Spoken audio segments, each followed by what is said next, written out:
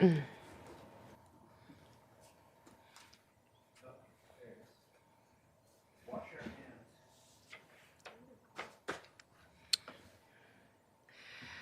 afternoon. Can you hear me down there? Yes, we can hear you, Chair Patino. Thank you. Good afternoon. I'll call to order the September 4th, 2025 meeting of the Santa Barbara Local Agency Formation Commission. Madam Clerk, would you please call the roll? Commissioner Aceves? Here. Commissioner Geyer? Here. Commissioner Hartman? Here. Commissioner Kiriakou? Here. Commissioner Lee? Commissioner Magana? Here. Commissioner Mosby? Here. Commissioner Nelson? Here. Commissioner Patino? Here. Commissioner Stark? Here. Let the record reflect that Commissioner Lee is absent. Thank you. First item of business is the approval of the minutes of the August 7th, 2025 regular meeting. I'll move Is there for any approval. discussion? I'll move for approval, Commissioner Geyer. Second, Kiriakou. Thank you. Madam Clerk, can you take the roll? Do a roll call vote, rather. Commissioner Geyer? Aye. Commissioner Hartman? Commissioner Kiriakou? Aye. Commissioner Magana? Aye. Commissioner Nelson? Aye. Commissioner Stark? Aye. Chair Patino? Aye. Motion passes unanimously. Chair Patino, would you like to lead us in the pledge? Yes. Thank you.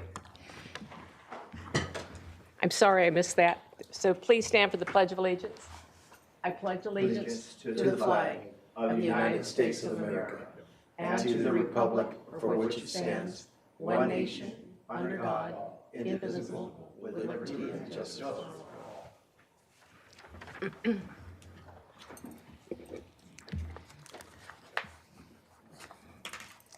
So now is the time for members of the public to speak on items that are not on the agenda. Did we receive any requests to speak on items not on this agenda?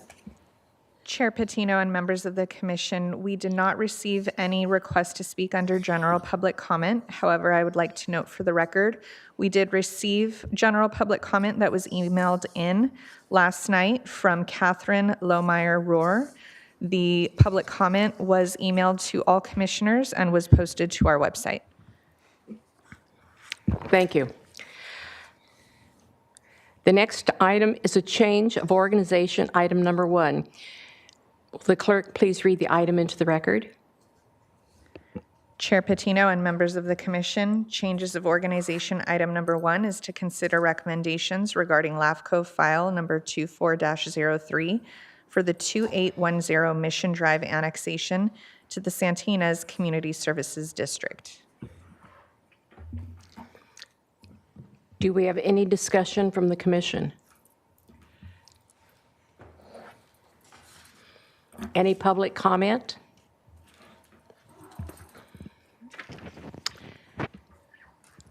Chair Patino and members of the commission, we have no public comment on this item, but we will be providing a presentation. Thank you. So we can have the presentation. Thank you, Madam Chair. Good afternoon, Commission. Executive Officer Mike Brader will present this item. This is the annexation for 2810 Mission Drive for annexation into the Santa Ynez Community Service District for wastewater service primarily. This application came to us via the district through a resolution of application. It includes the parcel noted at Mission Drive. It's approximately 1.14 acres. Already resides an existing single-family residence. And again, the purpose is for primarily sanitation sewer services. However, Santa Ynez CSD also provides street lighting services. And they would be capable of providing that if it needed it in the future. This particular property is already within the district's sphere of influence, and the commission adopted the most recent sphere in 2023. Here's an overview looking at the parcel on the southern end of Mission Drive, otherwise known as 246. A closer look at that parcel with a little flag stem shape to it. Again, the property is developed with an existing single-family residence. There are no changes to the land use that would be facilitated by this particular proposed change. The zoning for that is Zone 1E1, still in the unincorporated county. The district's plan for services outlines their capability and adequacy to provide sewer service and any governmental services and financing or improvements were outlined in that attachment. As part of attachment B is found in your packet. Currently, the site is utilizing a septic system, and so that system would be abandoned and they'd tie into the public system. Given that it's simply an annexation of a small parcel to facilities that are already exempt, staff has identified CEQA exemption for Class 19 under Section 15319, B particularly. And if the commission adopts this annexation, we'll file that notice of exemption with the clerk's office on the conclusion of this report. The parcel is also uninhabited, meaning less than 12 registered voters. The district has consented to the annexation via the resolution, and the property owner has also consented as their district is proposing this on behalf of the landowner. So with that, the commission can take its action and can proceed without a notice and hearing of any protest proceedings.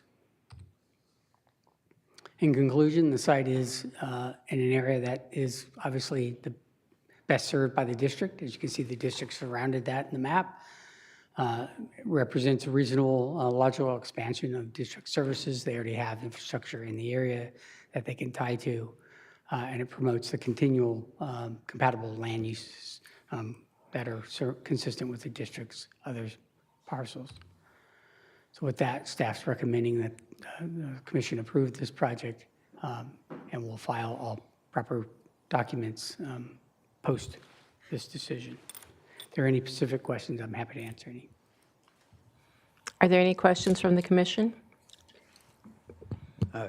Commissioner Guyer, I have one question for staff. All the LAFCO fees paid? This application has paid all of its fees. I will note, just for the record, we've been having conversations about timing of getting applications through. You'll note that this one took a little longer. That's largely due to the applicant and the landowner themselves. They filed the application, it was incomplete. They ended up having some medical issues with their family, and so they put the project on hold a bit until they could get the rest of those documentations in.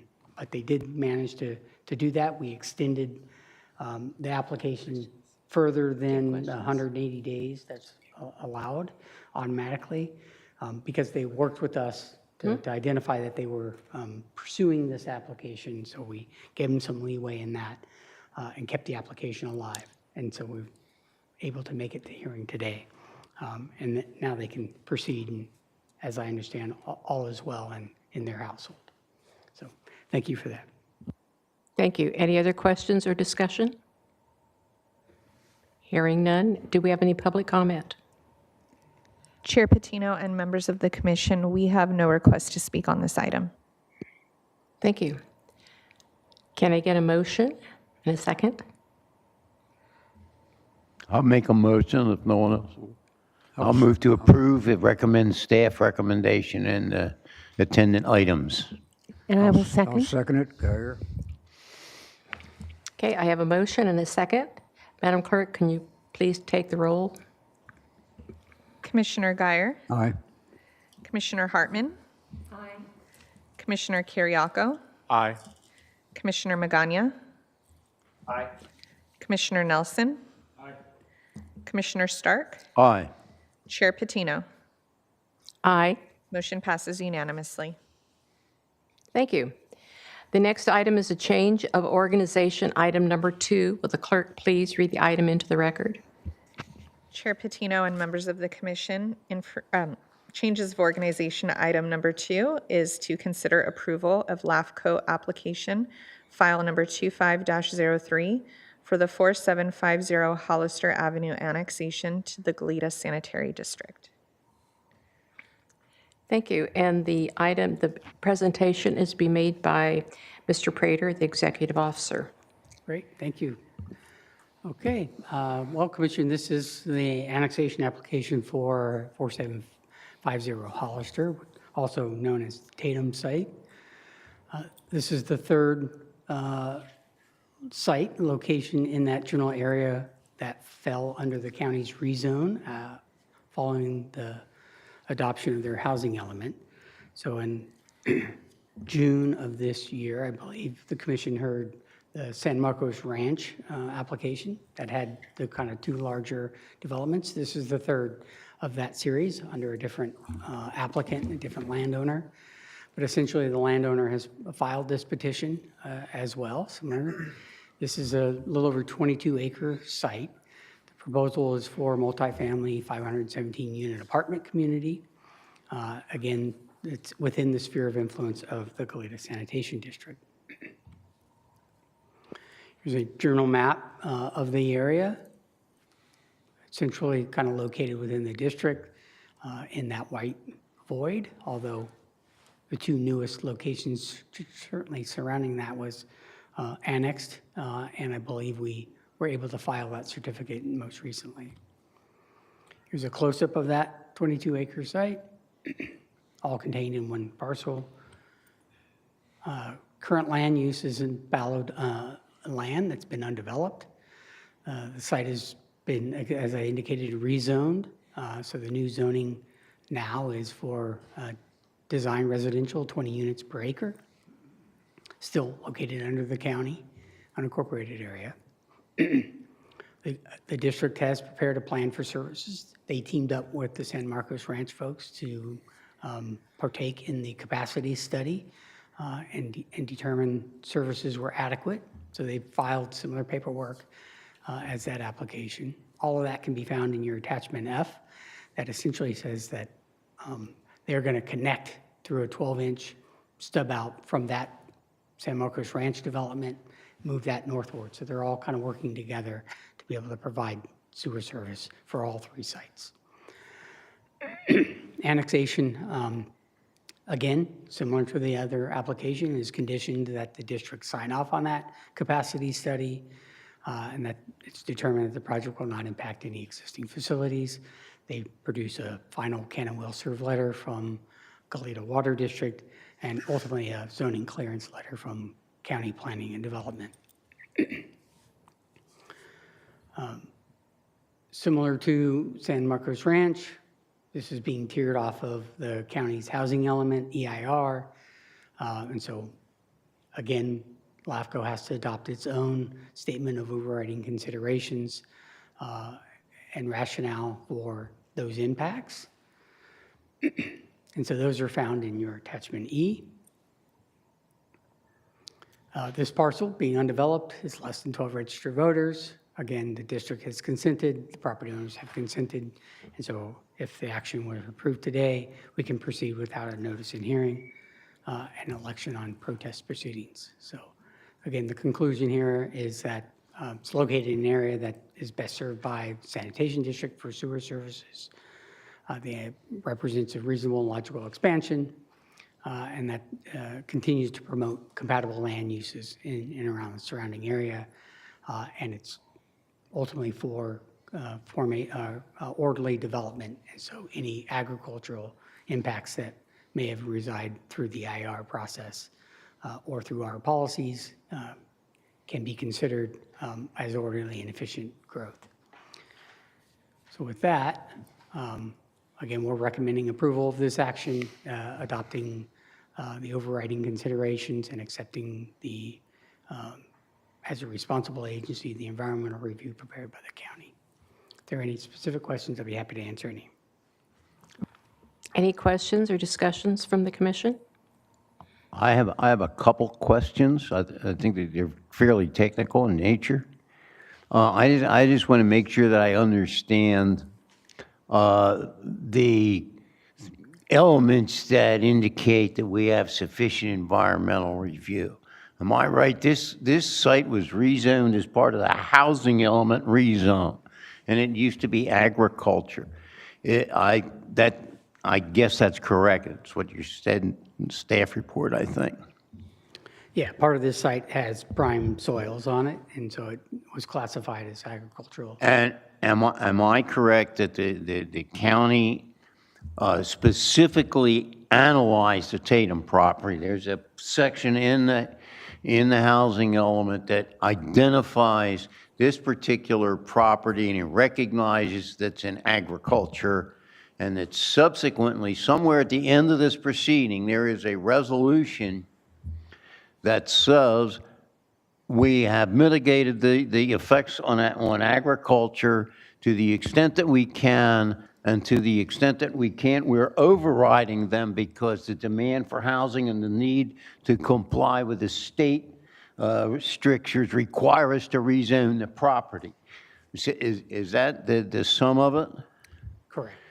The county made those declarations. So if I put all that together, it should be enough to indicate that this residential property ought to be connected to a public sewer district. I think it's about it. Mr. Kiriakou has his hand up. I have more of a comment than a question. I think one thing that separates this out from some of the sites that were part of that PIR process and that housing element process is the fact that this site has been targeted for housing since at least the 1990s.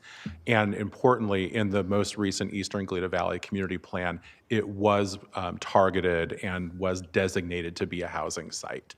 And so I think that's a really important distinction. The community came together, there was a multi-year process.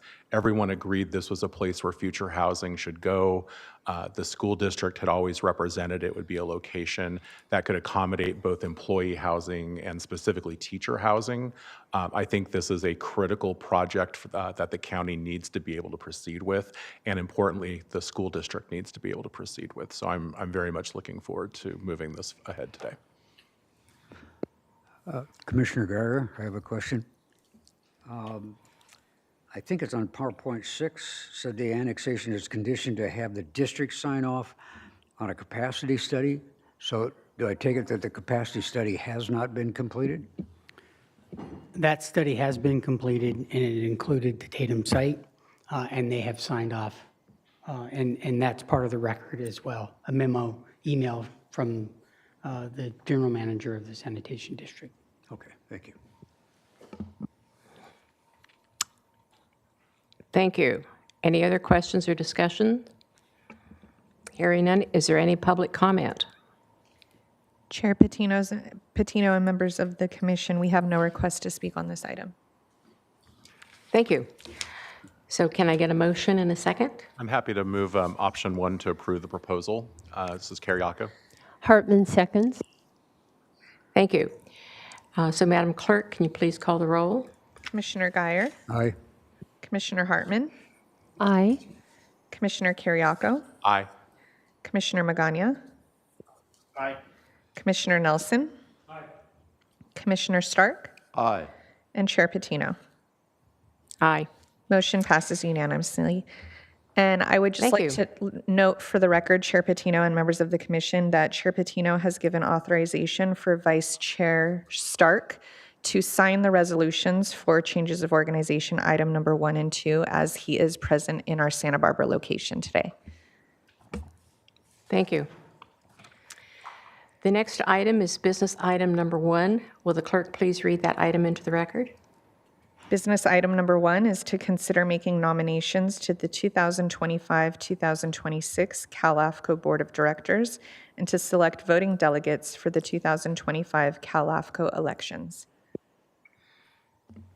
And our executive officer will present. Thank you, Madam Chair.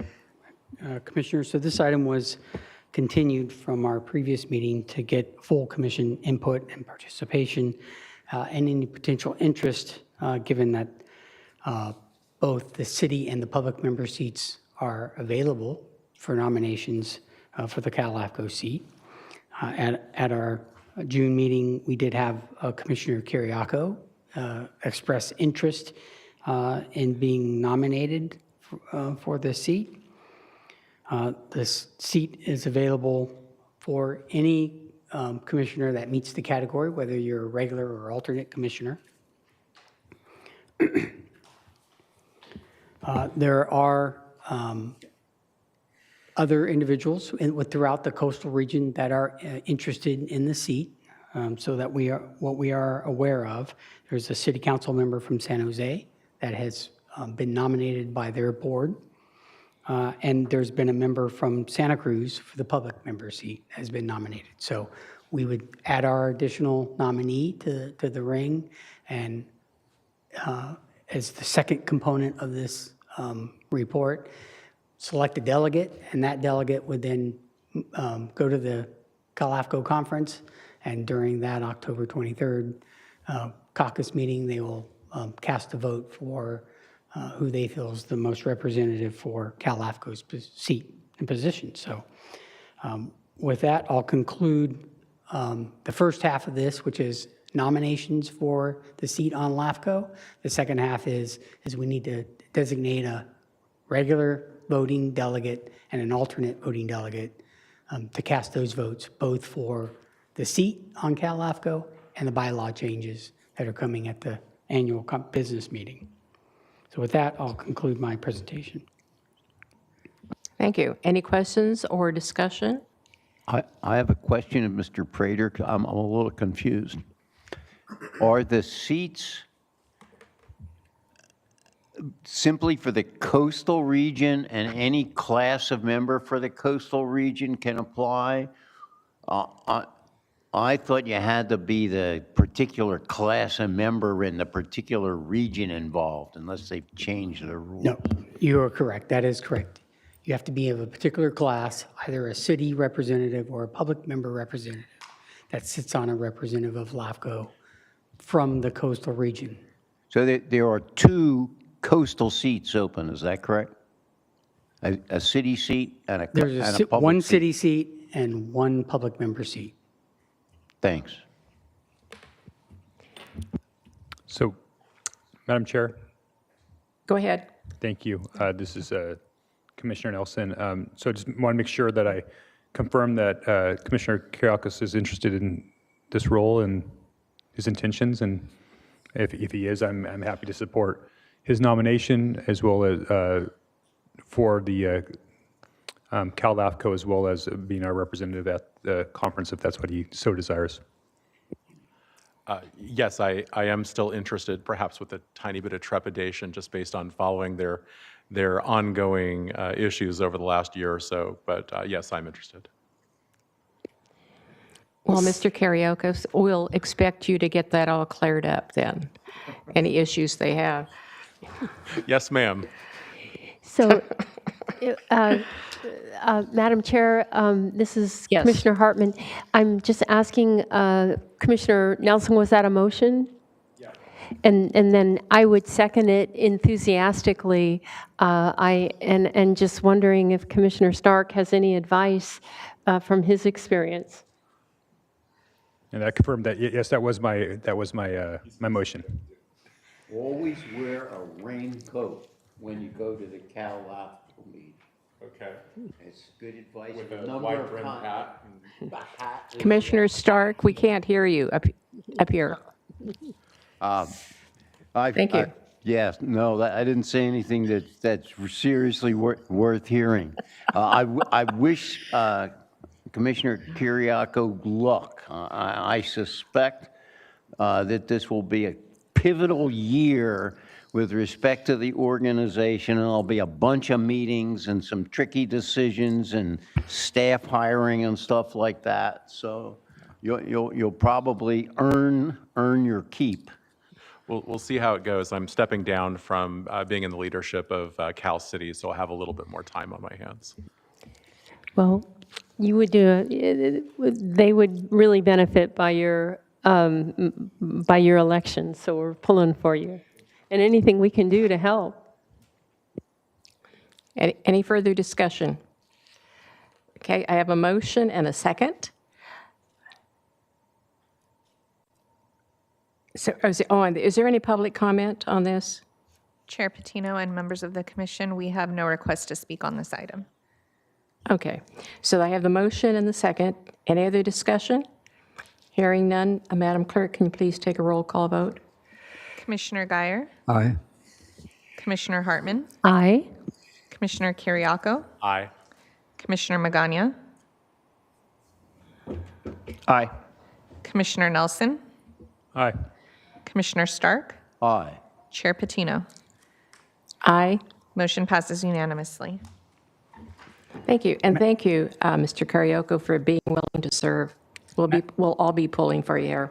Madam Chair. this Thank you. Executive Officer Mike Prater, I just wanted to clarify that in that motion was for Commissioner Kiriako to be the delegate, but we did not assign an alternate delegate. So if we could please. Yes, I think that was in the motion, yes. Thank you. Moving on to information items. Madam Chair. Patino? Oh, excuse me, and the alternate, yes. I believe, for clarification for the commission, we have registered 4 members of the commission. So we have registered Commissioner Kiriako, Commissioner Stark, Chair Patino, and Commissioner Magana as our 4 current representatives that have been registered to attend. So any one of those other 3 would be a good choice for an alternate. If I might, I would suggest that our chair would be the logical person to vote and express whatever we need to express as a commission. And Commissioner Kiriako would be our stalwart candidate for a city representative on the board. So if I could jump in, I think the motion was to make him our voting member as well as nominating him for Cal. So I think that's the motion. I think that we voted on. So I think right now the motion's on the alternate. And so I'd make On the alternate. I'd make a motion that we appoint Chair Patino, the alternate, as our current our current LAFCO chairwoman to be our alternate at the Hartman Cal LAFCO. seconds.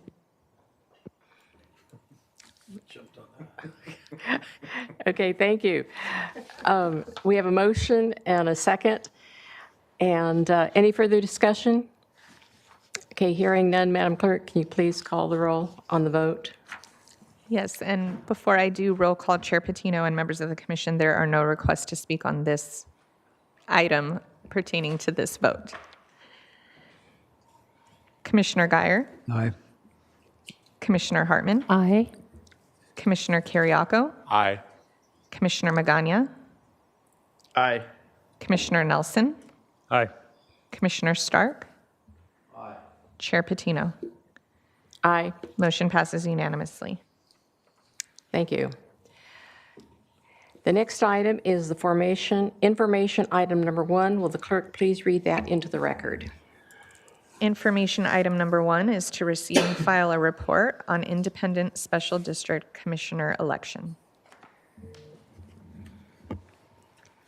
Hey, Madam Chair, Commissioners. Yes. This is an update. Yes. On the special district election that has been ongoing and held.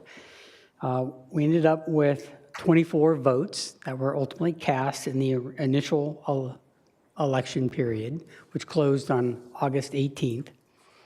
Per the CSDA bylaws, it required a runoff because not one of those had the majority of the votes cast, as indicated. And so immediately closing of that, I started the runoff period. That runoff period is running for 30 days. It will close it on September 19th. We have a current vote tally of 14 ballots so far. As we needed with the original ballots, this ballot election needs a minimum of 20 ballots to be cast. But in this case, it's between the top 2 vote getters, and at this point, it's the top vote getter wins, moves, and will be selected as the regular special district member. Those 2 top candidates was Susan Klein Rothschild and Doreen Lynn Lee Johnson. And so those are our 2 candidates, and their packets, information is part of your packet. And so that was what we have as far as the information we have on this particular election. If 20 ballots are not received by the deadline, we will extend that deadline for the rules, which requires a minimum of 60-day extension to afford those special districts to be able to cast their ballot. So hopefully we can wrap that up by the September 19th deadline. And staff will continue to send out reminders to the districts, letting them know that we're getting close. Let's get it to the end line here.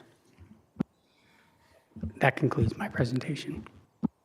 Thank you. Any questions or discussion? Okay. Is there any public comment?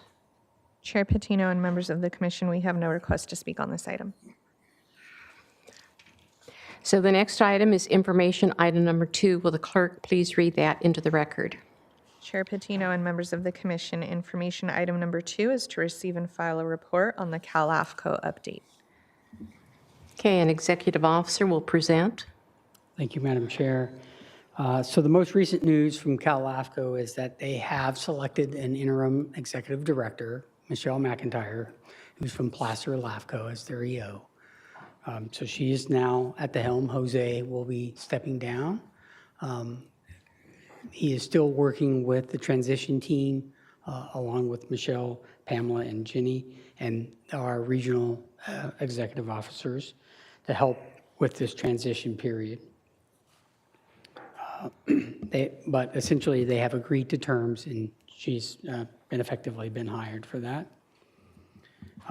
The central region has lost a county seat member who has resigned on the LAFCO board. So the central region will be hopefully trying to squeeze in another appointment in addition to anything that they were looking at for the annual conference. Again, the transition team has worked on a frequently asked questions. That paperwork and essentially a summary of all the bylaw changes was submitted sort of late post on our, as a separate supplemental piece of information for the commission.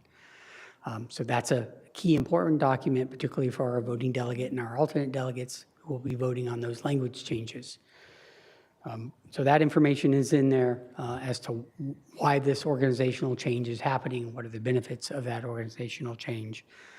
And in short, the bylaw changes really, in effect, has one primary goal, which is to allow the regional officers that sit to be able to have a voting seat on the LAFCO board for an interim period until the bylaws are officially changed and accepted, so that statewide, all regional all executive officers would be able to put their hat in the ring to sit on the LAFCO board.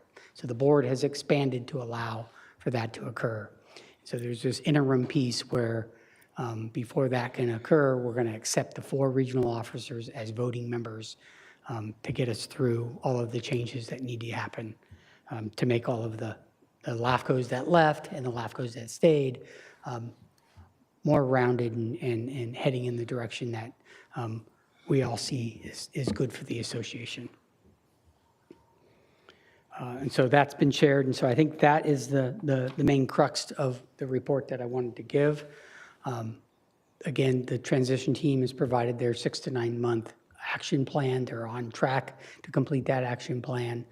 There's more pieces to the puzzle that needs to happen. They're still diligently working at it, and we will still stay engaged and provide any updates to the commission as this new material is being presented and any direction that is passed by the LAFCO board.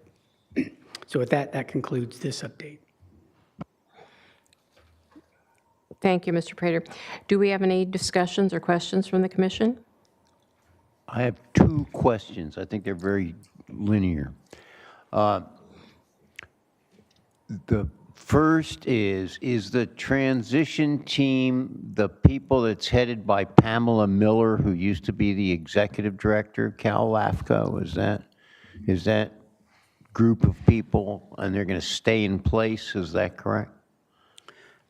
Pamela Miller is leading the transition team along with Jose Enriquez, Sacramento EO, and Michelle McIntyre, Placer EO, along with the help of Jenny Tickler, and the 4 regional executive officers, which includes Jose, includes Joe Serrano from Santa Cruz. It includes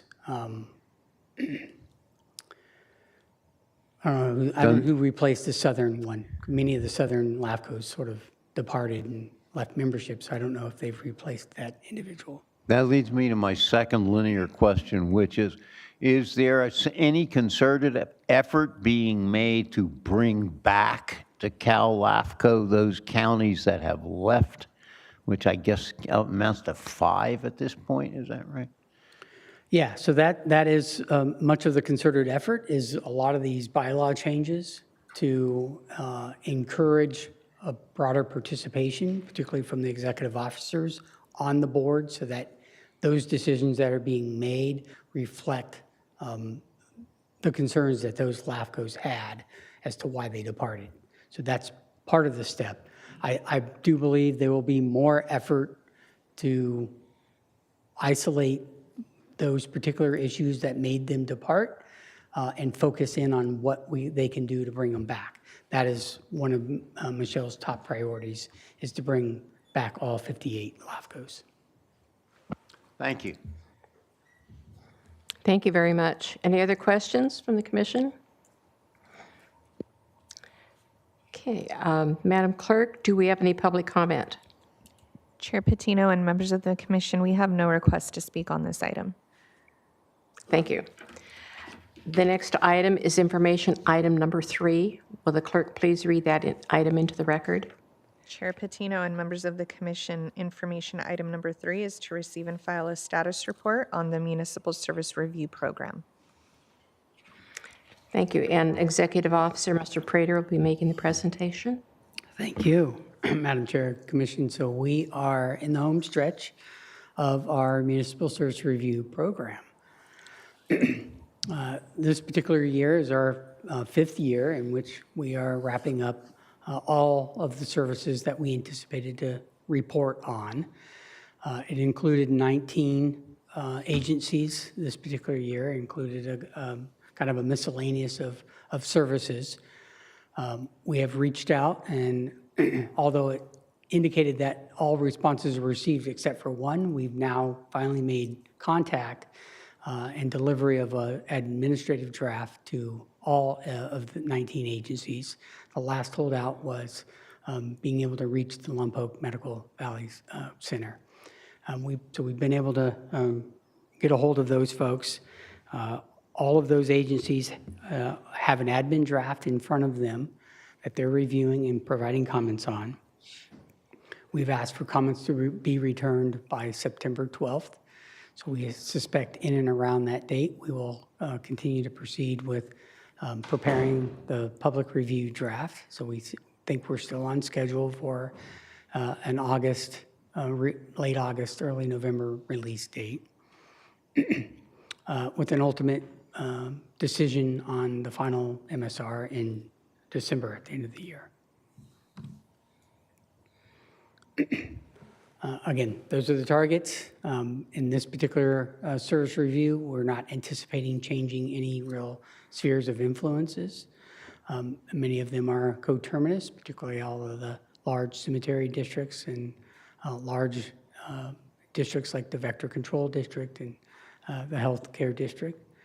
Largely just reconfirming those existing spheres of influence for all 11 of those. The 8 that are missing there are the 8 cities.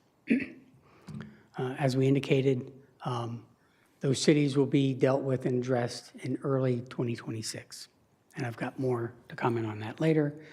But during this study, 3 study areas did pop up as initial comment from the agencies and or landowners. So I'll go over those study areas that were included.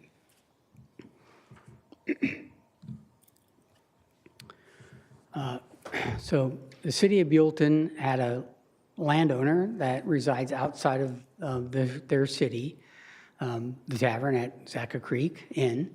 So they are existing customers of the city through an out-of-agency service agreement for water, and they have interest to get full city services. So they called us up and asked how that could be possible and whether or not they could be included in any evaluation. So we've included them as part of the evaluation. The intent here was only really to study them, to determine what kind of governance solutions that they could be afforded to. This is the general area that includes. You can see the little red square up at the north end, quite some distance from the city limit line proper. And so by virtue of the Cortese-Hertzberg Act and the need to have property annexed adjacent to city limits for city boundaries, it's obvious that this piece of property cannot be annexed at this time. Just doesn't meet the criteria for that. However, the city is also interested in continued talks with memorandum of agreement between the city and the county. They've adopted reapproved their urban growth boundary. That urban growth boundary in the last election included the longer parcels to the north. So they have vision of maybe growing northerly, at least partially of that distance. And so those are all areas that are kind of under evaluation. Again, I think our recommendation is going to be to probably keep the city's sphere of influence where it is today, with the idea that they continue to discuss the MOA with the county and LAFCO. We look at their new urban growth boundary and their limitations and see what we can do to help shape that for the future.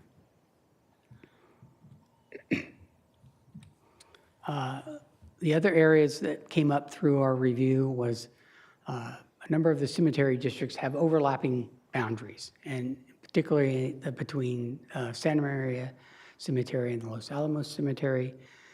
Not only do they have 2 overlapping boundaries, but there's this 8-parcel gap between the 2 of them, where nobody has offered the cemetery services.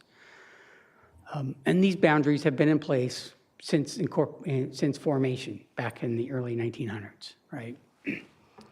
And so the intent is to look at this and see whether or not that would affect any tax-rated areas or any property tax bases that could benefit the cemetery districts. So here's the image of that. You can see the shaded area is the gap area. The darker green 2 plots, both left and right of that, are the areas that overlap. So both cemetery districts serve both of those sets of properties. The area in total seems rather large, 1,545 acres, but in context of the cemetery districts themselves, it's rather a small sliver of land. Much of that land is owned by federal government or state. There are a couple of private ownerships in that. So from a tax base standpoint, there isn't a lot of tax dollars to be gained by either of those districts. But when the cemetery districts were formed and subsequent later recategorized under the Health and Safety Code, the codes always speak to trying to create boundaries that don't overlap so that there's clear lines of who serves what. So certainly we picked that up in our conversations, and we noted that in the service review that at some point in the future, they ought to think about realigning these boundaries, having one or the other, or figuring out who should best serve those areas. This also came up between Oak Hill and Goleta Cemetery, Oak Hill and Carpinteria Cemetery. There's some overlapping boundaries, and we've identified those in the report. Ultimately, the goal is to probably readopt these boundaries as is and just note that we want them to think about changing. As as I make that commentary, I want to remind the commission that the commission and LAFCO itself does not have the authority to initiate any boundary changes. We can suggest and make recommendations in our service reviews, which we are doing, but ultimately this has to come from either the landowners or the districts themselves to facilitate these changes. And so we can encourage them the best we can, and we can identify why it would be a better fit to align the boundaries, but we ourselves cannot make the change or initiate that change. Madam Chair, may I interrupt? I think because you're going from, that is if our executive director Yes. officer would allow it. So don't the parcels get taxed to support the district? So what happens if it overlaps? Are you double taxed? They are not double taxed. The tax is allocated to one district or the other. And how is that decision made? That is made at the county auditor's office, Oh, who is in charge of assigning tax rate areas, TRAs.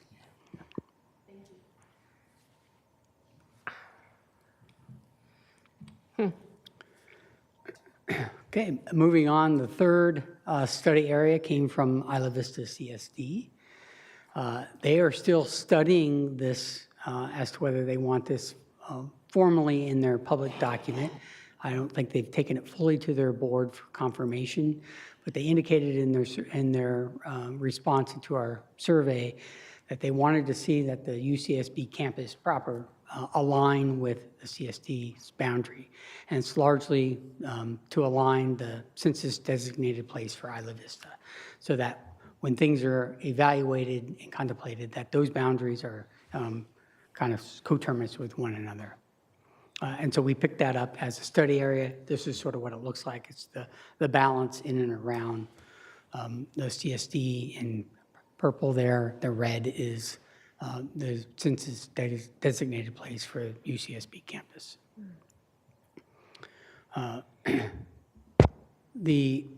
Going back, so we are studying this. However, when the CSD was formed, it had specific statute that allowed its formation. And in that statute indicated that no property owned by the university should be included into the CSD. So there's a conflict constraint there and aligning those two boundaries. So we've noted that as part of our service review. And if that were to be changed or amended, they'd have to change the piece of legislation that governs that. I have a question. The report indicates that this is something that's still under review with them. Are we aware of any community outreach that's been done? Have they had a community conversation, a forum, surveys? I'm just curious, like, where are they in the study process? We are not aware of any of those that have taken place. Okay.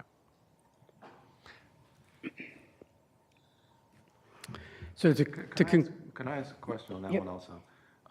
The service district was created by state statute. So what authority do we have to investigate it, or don't we have to go back to the state? Commissioner Seves, through the chair. So the district was formed by state statute to adhere to LAFCO's municipal service review to identify the powers that they had authority and financing to operate. So that's what these service reviews are doing, identifying those powers and authorities as we conclude the final. And they are still subject to the CSD law, which is the primary government code that authorizes CSDs. So they are just a subset in addition to all of the CSD law statute.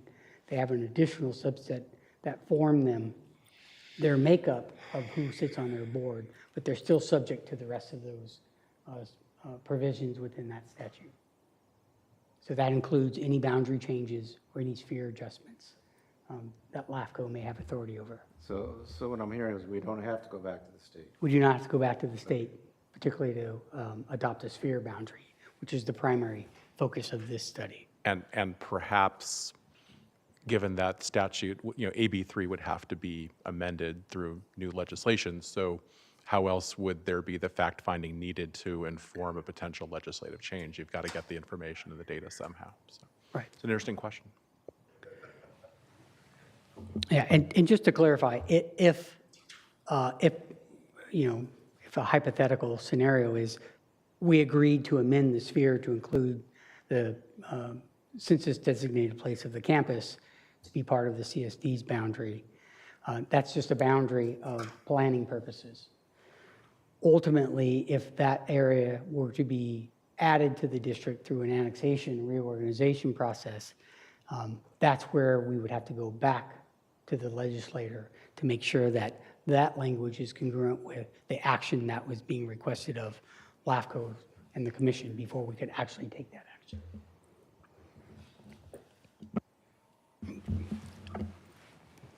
Okay, so to conclude, again, we're looking at spheres of influence here. We're trying to make determinations of where these should properly go, particularly amongst these 19 agencies that we're looking at, and really of the 11 that we're going to make decisions on come the end of the year. And that, again, is a decision tool. It's not a land use approval tool. We don't make those types of decisions of what kind of development would exist or occur. Those are left to the powers that be of cities and counties. It does signify that those agencies should start to plan and set goals for those areas, but it does not require annexation to actually occur. Again, it's a planning boundary line that only the commission gets to establish. Usually these are areas that are much closer to the property. As you saw in the Buellton case, this is the one that leapt a bit farther out than we would be authorized to do. So again, the recommendation was not to include that. Or it could be an area where out-of-agency service agreement might be anticipated. And so those are the boundaries that we'll be making decisions on come December. Again, the most recent sphere updates for most of these agencies were completed in 2006, with some of them completed in 2017. And so we'll bring ourselves up to speed on the 5-year cycle in adopting spheres for those agencies.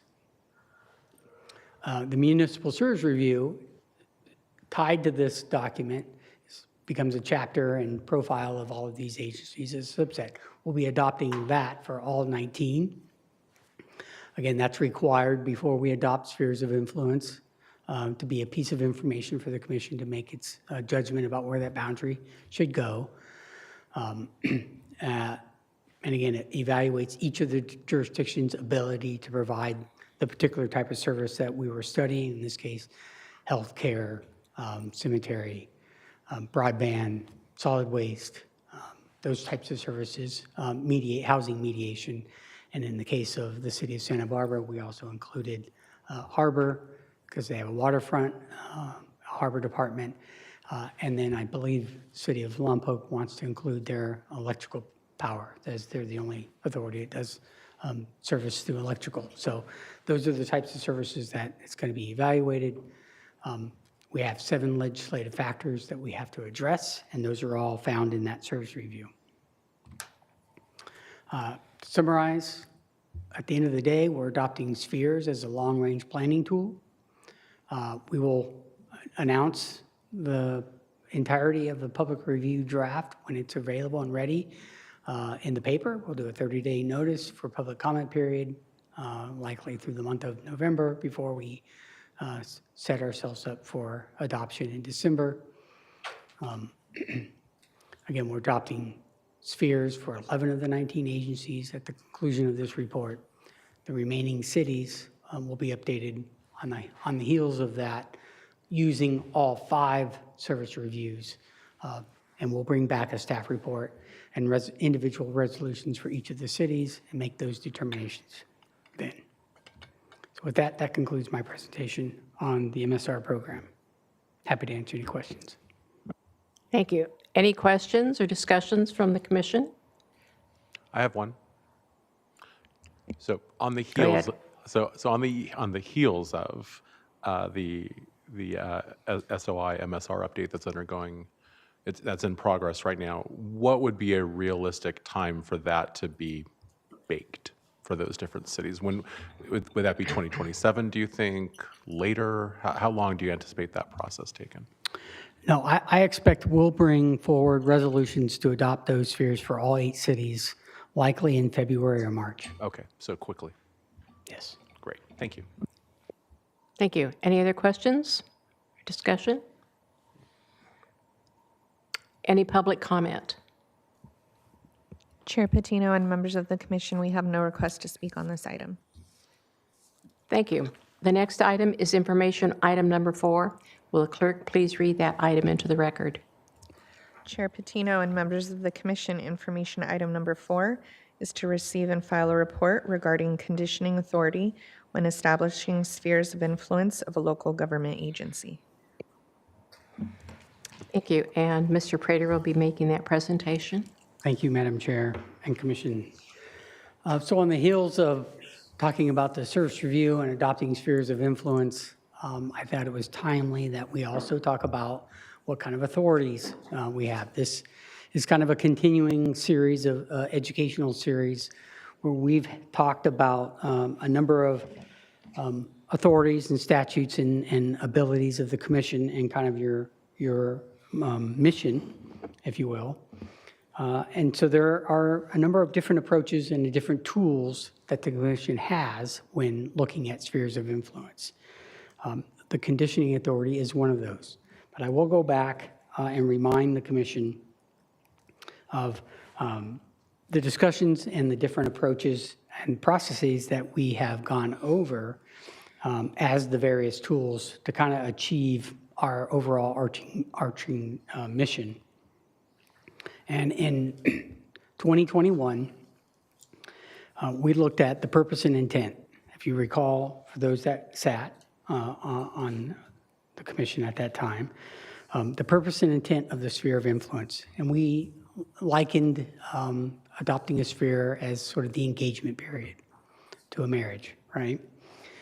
That was really, it's really to ensure an appropriate provisions are starting to get put in place for efficient services and efficient service models. So it's indicating to those agencies, start to properly plan for these things, start putting policies and provisions and standards in place that signify to LAFCO, you're going to be ready when the time comes for that annexation, that it makes it a smooth transition. And really, all of that coupled with the ability to sort of continue to discourage urban sprawl as part of that. This kind of helps that agency plan and set goals for that. And then we discussed briefly kind of the historical practice of establishing spheres of influence for this LAFCO, which since this commission has hired me, we have taken a bit of a different approach.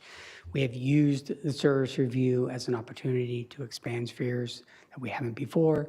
We've looked at other opportunities where it was reasonable to look at spheres. We've touched upon a process of an MOA approach.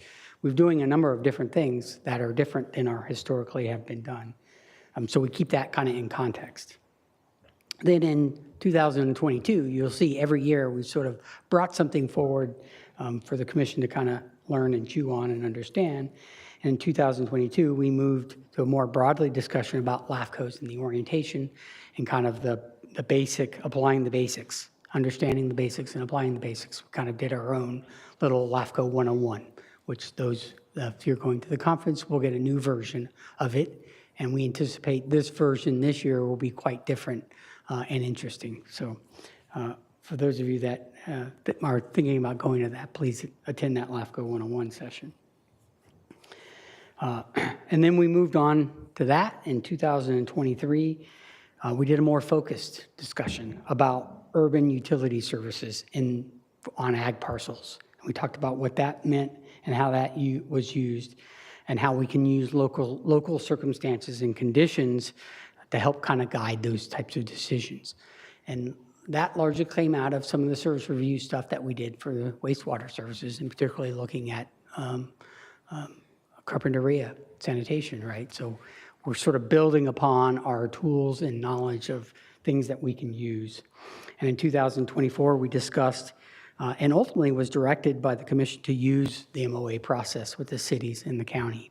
So we've embarked on that process as a tool that can be used. Again, not all tools work all the time in all situations. Some of these are very timely as to their applicable nature. But on the use of those conversations, we also sort of dovetailed some of that into our conversation with pursuing a SOL grant. And so there's another tool to help sort of bolster the information behind the analysis of that, in which maybe policies could come out of that from recommended policies or the like, and try to find some alignment and really try to bring a level of communication that has been missing amongst the cities and the county representatives to sort of start to build that relationship so that we're all pursuing the goals that ultimately that we're all going to be faced with in this county, which is where do we put new housing, right? And how do we protect and preserve agriculture? I mean, that's a big question for everybody throughout the state, but particularly for our county as well. And so we're using these tools to help kind of understand that picture and build relationships back so that we can get to a common ground. And then finally, the use and the construction of the way we did our municipal service review program itself. These are all these additional tools that we are using that the commission can use at its disposal to kind of help you determine where the appropriate sphere of influence should go for every one of the agencies that are under our purview. And so today, we're introducing another tool. This tool is being used to help apply future growth and goal models for communities, for orderly development, any efficient and affordable services.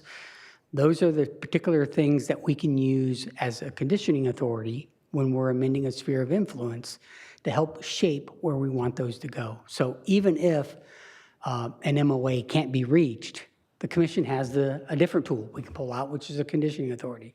We can condition certain provisions that frame a certain area in and around communities that we think are viable future growth opportunities, but we don't want to see certain outcomes. Those outcomes are ideally agreed upon in an MOA. They're put in specific provisions so that everybody's working towards those same goals, but that is a very lofty goal to be able to come to an agreement like that. And so we can pull out of our bag a different tool, which is on your own, you can start to strive for those same sort of parameters that you want to see fit for sphere expansion.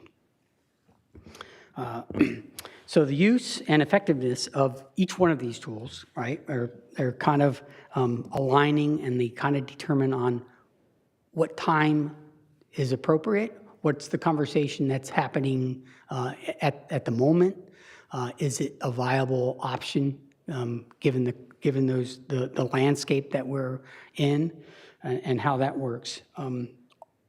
All of these are being presented. This series of educational series from 2001 till today has all been kind of deliberate as part of the process to kind of bring each one of these things forward to the commission, give you a reminder of the tools that are available to you, remind the public, remind the agencies that any one of these things can be put into practice and into play and implemented both by the agency themselves, by LAFCO and its help and guidance, and ultimately by the commission, by the authority of adopting spheres for those agencies.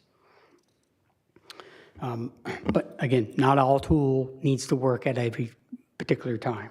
So we've got to be careful on how we do that and pick the right one for the right vehicle to highlight the issues that we want addressed. So with that, obviously, some of the recent activity that has led to the need for some of these tools has become a focal point for the topics that we are talking about. Certainly a number of applications that we have seen, taken action on, that are still before us are causing us to have to look into our tool bag to find solutions to these answers. Certainly the county's housing element and the rezone process, all of that, the timing of all of that, the timing certainly of the adoption of the upcoming city spheres of influence is pertinent to this conversation. And all of the pressures that we're seeing for housing is kind of all laying into that. And so all of these things, they've kind of added to the pressure, both to the city and county relationships. There's already been historical relationships and some deterioration over time.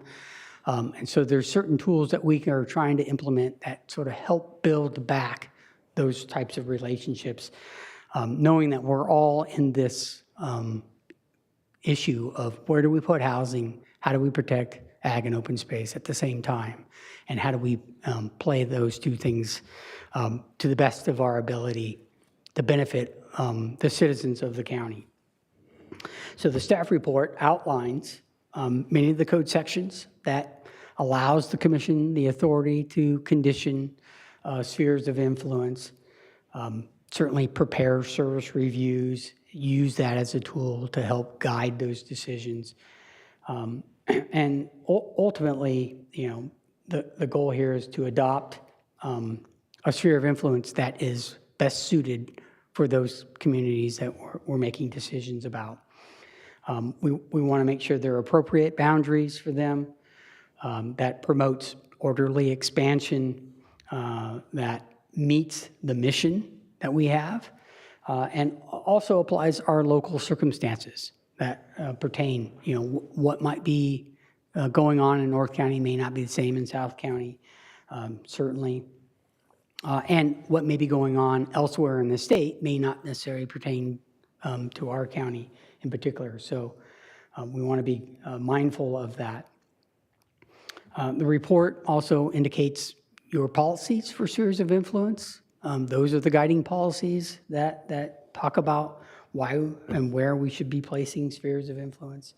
And I'll say, in general, there's a number of policies there, but in general, the notion was, or has been, that urban development in need of municipal services really should have been placed and annexed ultimately into the cities, at least the neighboring city that's in and by that, right? So that's kind of the premise of that starts that. So that approach, or this particular approach, that may need to be reevaluated, certainly, because we've seen applications come forward. That may not be the case.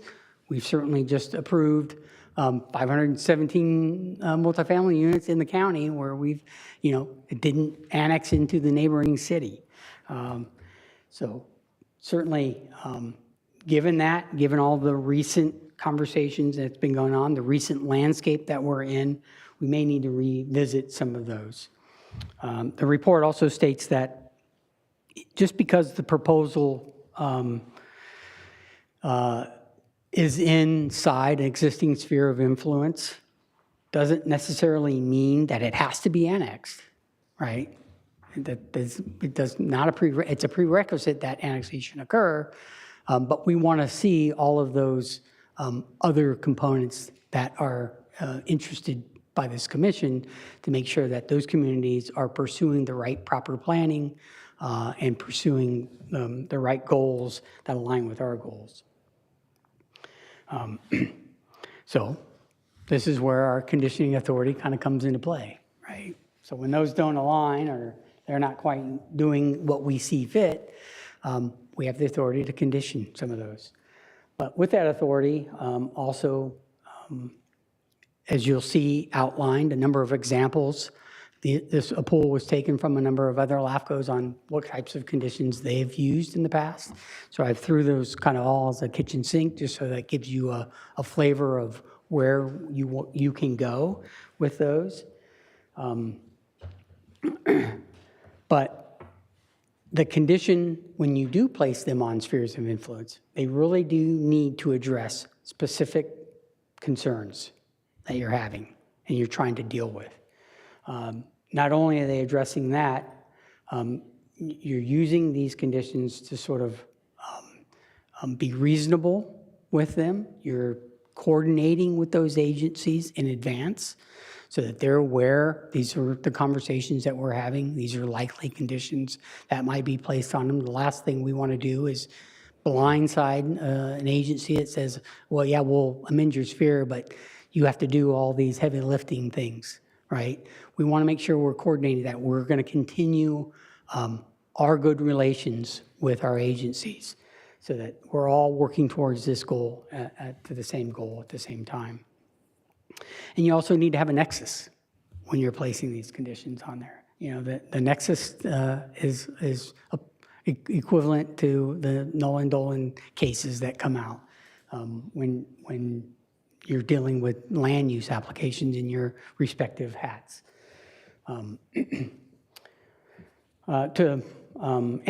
ultimately, we want that desired outcome, right? We want enough specifics in the condition. We want to be able to carry it out in a reasonable and timely manner, so that we give efficient time for those agencies to address the issue that we're trying to get at.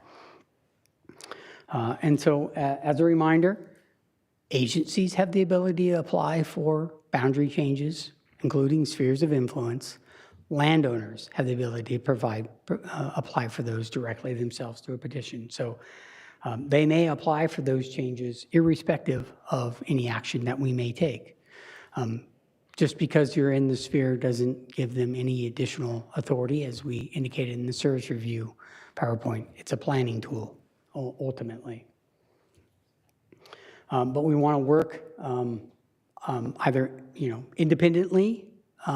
These applications can come forward to us, or they can come forward to us as a combination with an annexation, right? So they can amend their sphere and annex at the same time as one application. We'll take a dual action on that type of application, or they can just come in for strictly a sphere amendment type of application. So depending on where they're at in the process, we might apply different types of terms and conditions. Certainly when an application comes with an annexation, there are some additional authorities that the commission has, some additional conditioning that you might want to utilize that's tied to the annexation equation.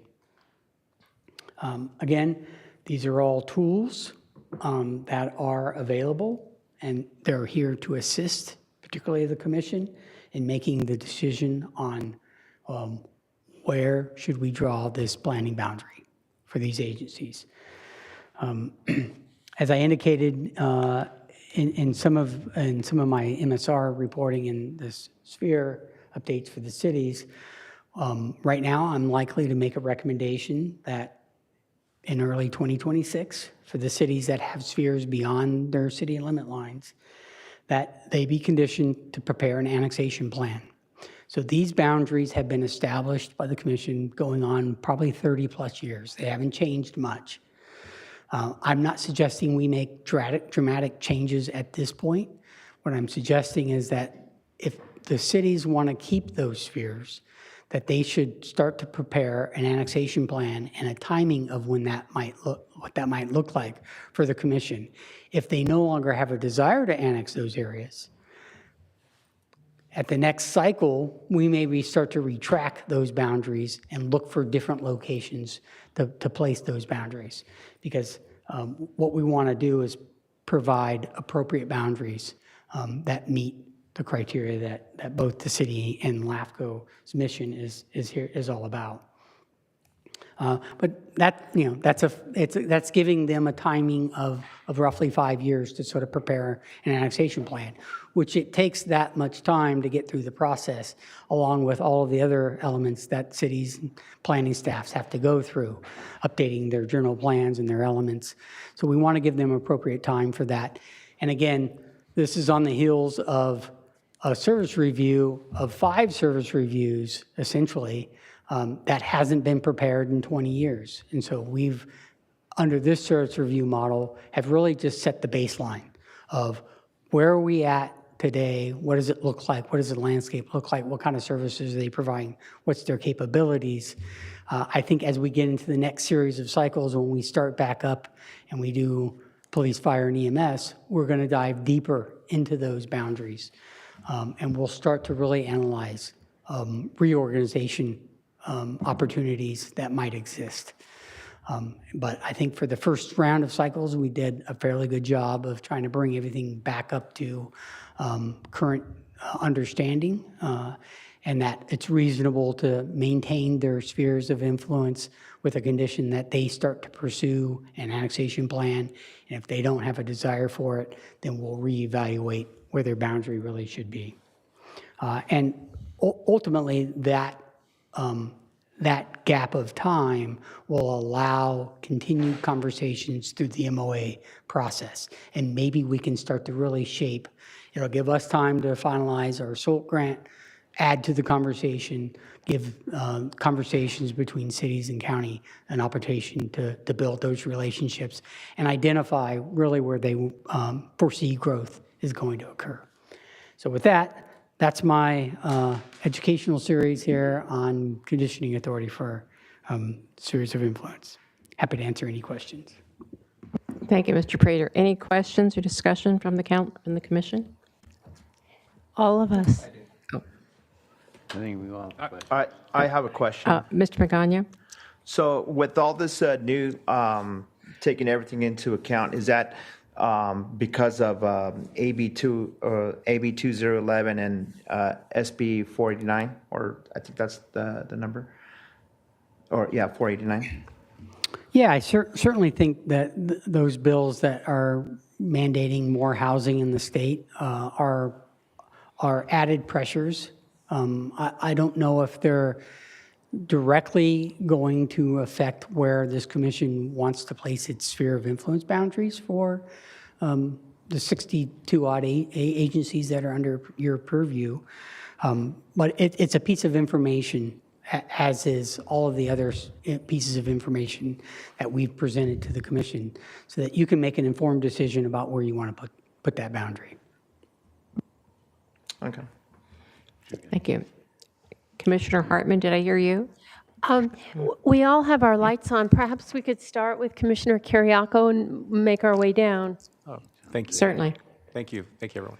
So I guess I want to kind of better understand how this process would work. So we're talking about conditioning. So for example, if you want to expand your sphere of influence, you need to be able to come forward with an annexation plan, and you get a deadline of 5 years. So just to kind of pull back on that a little bit, what would be the requirements for such a plan? And you know, in light of what was just kind of brought up in terms of that legislation, one thing I can definitely think of is the necessary pressures that both cities and counties would be facing.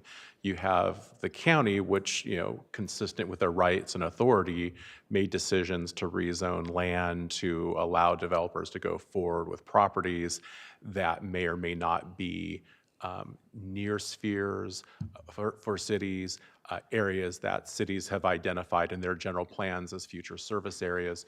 So what would the role of LAFCO be in helping to facilitate that process? And I'll give you an example. One challenge would obviously be agreeing on money. Now, with RENA, you can get to a RENA compromise through the MOA process, but how would the different jurisdictions come to an agreement on what would be the financial impact to one jurisdiction or the other in that process? Would that have to be part of the city's annexation plan? Would LAFCO do an independent fiscal analysis? How would that work? Because what's the point of going through a 5-year annexation plan if one of the sides is just going to say financially that wouldn't work for us? Right, that's a good question. So certainly, I think part of that annexation plan is the need to prepare some financial analysis, right? That's a component of that annexation plan. Doing that analysis is not a requirement. That would become a requirement of the annexation itself. So would that be the city that wants to proceed? That would be the city and/or landowner developer that's pursuing that specific annexation. My concern is that could become problematic if you have an annexation plan that's predicated based on a city analysis and the county objects to it. I mean, the city that I am from, the dollars and cents of the incorporation was very much contested terrain, and whether or not it was going to be a LAFCO fiscal analysis or the county's fiscal analysis. So, whoever's the referee really matters here, right? Because you want both sides to be able to agree on a mutual agreed set of facts. And if those facts become in dispute, then that becomes really challenging. So are there examples of situations where LAFCOs have played the middle person, so to speak, and done their own independent fiscal analysis to help get to an answer on these situations? Yeah, so LAFCO has, and I've been part of some where we have that analysis peer reviewed, and we play an independent evaluator. But at the end of the day, all of the city annexations require a property tax exchange agreement. And as we know, those are on a case-by-case basis at this point. So what ultimately might lead to a component out of an annexation plan is the pursuit of some sort of pre-agreement or master agreement with your community. Could part of the conditioning process for a sphere of influence leading to potentially an annexation be a requirement that some kind of fiscal analysis be done by LAFCO or by some other third party? Could that be something that would be appropriate as conditioning? You could do that. I would hesitate to do that at the sphere of influence level because of the timing, because we may exercise some sort of fiscal analysis, let's just say in 2026. That annexation doesn't come to fruition until 2035. That analysis is really outdated. So the timing of that analysis is really the key component of what we want to see. So what we can say in the conditioning would be more along my line of thought through that annexation plan is one will be done at the right time. Okay. Right, as a piece of information. The other pieces are, here are the types of services that our city is going to prepare and plan for, and here's how we're going to do that. And we will, for instance, look at transit, or we'll look at road and road alignments, or something of that nature. And the city themselves will start to put the pieces in place on how to get those components in order in anticipation of an annexation. Those are the annexation plans that I foresee happening that then signals to LAFCO when an application comes in for annexation, where you can say, look, we anticipated this. Our annexation plan said we're going to start aligning these roadways. We're widening, we're putting in signals, we're doing whatever needs to be done. We're ready to take on this development. So if I'm understanding correctly, perhaps this would be possible. A city would do an annexation plan. Perhaps at the tail end of that process, they would do their own fiscal analysis. Could there also be a condition at the time that sphere of influence changes are considered by LAFCO, getting back to conditioning, where at the end of that process, LAFCO would either conduct its own independent fiscal analysis or contract with somebody to do one? Could that be sort of like a final step? When city completes its annexation plan, fiscal analysis gets triggered from Right. LAFCO. Yeah, again, you could, the caveat there is if you place a condition of that type by this commission, whenever that annexation plan comes forward, it's different makeup. And they can either honor it or not. You can't dictate what a new commission might want to accept or not. They can waive that. Okay. Well, thank you. This has been very helpful, because I think, the state is really acting in a way where it's trying to solve a very complex, wicked problem. But increasingly, counties and cities are running into the situation of having really no choice or not a lot of choice on whether or not to annex certain properties, agricultural and others. And it's really kind of bringing into sharp relief that need to find ways to get to cooperation. And it's really hard to get into a place of cooperation when there's a power imbalance or when you just don't have any kind of independent set of data that is not strictly weighted towards one party or the other. You have to be able to have a mutually agreeable, independent set of facts.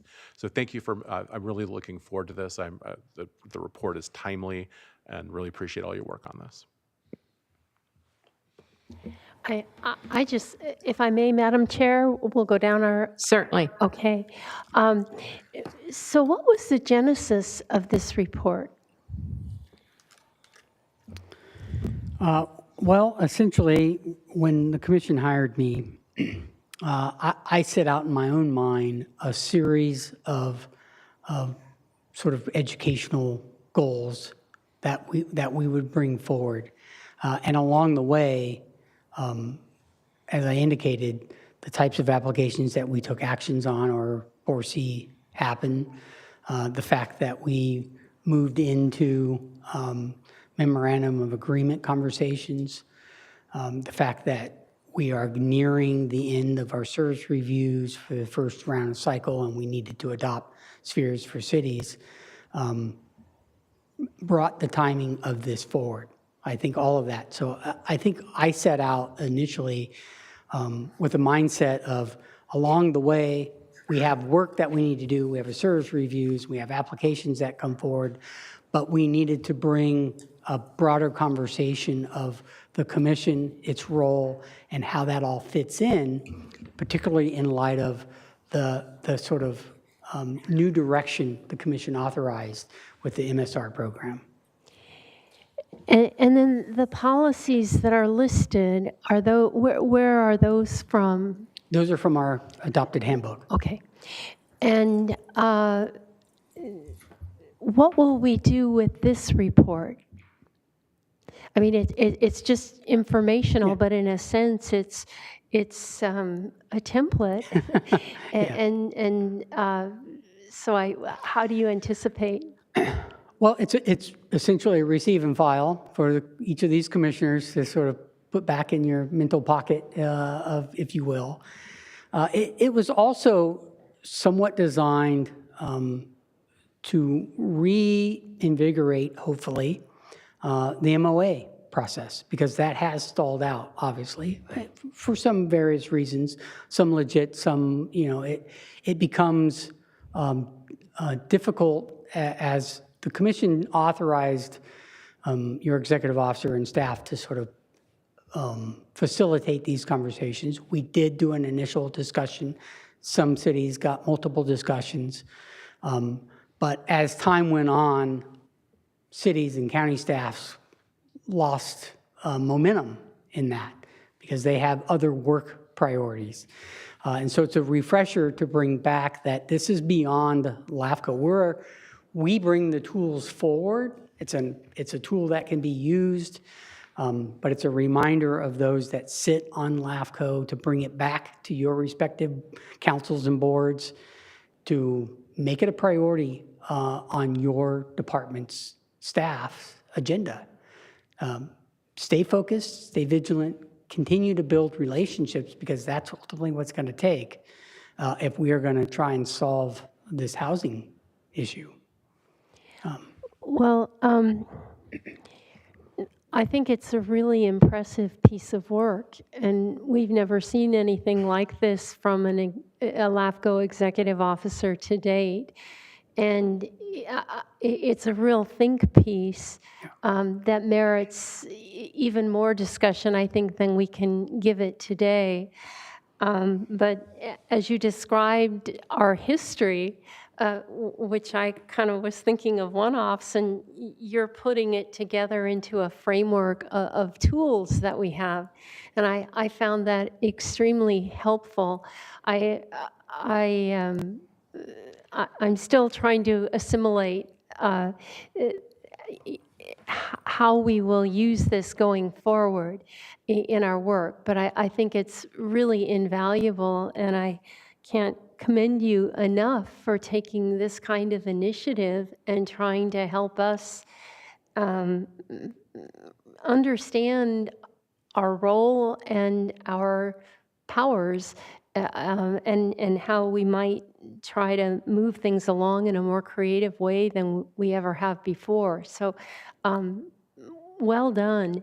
And again, I don't think we're done with this yet. It needs. It needs more. On the topic of the MOAs, I'm not sure if this will move it forward or not, but I do think working with individual commissioners might be a way to, each of us is from a jurisdiction, and I think we could try to elevate and keep that going.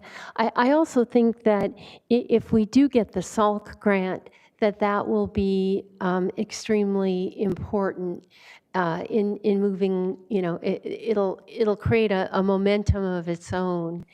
And I just as an aside before I conclude, we were talking about our open space element and our conservation element that the county is doing, and the significance if the SALT grant comes through that we'd like to see some collaboration, because it's all kind of the same thing.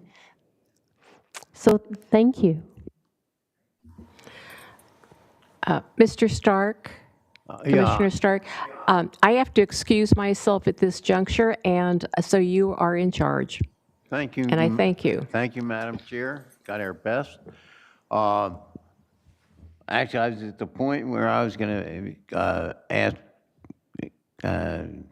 sort of a pointed question here. My understanding is that our regulatory authority is limited.